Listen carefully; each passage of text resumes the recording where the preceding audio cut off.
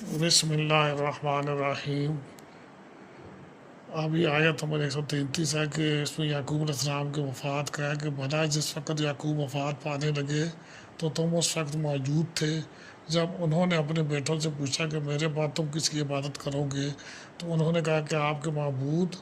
اور آپ کے باپ ابراہیم علیہ السلام اور اسماعیل اور اسحاق علیہ السلام کے معبود کی عبادت کریں گے جو معبود یکتا ہے، اور ہم اسی کے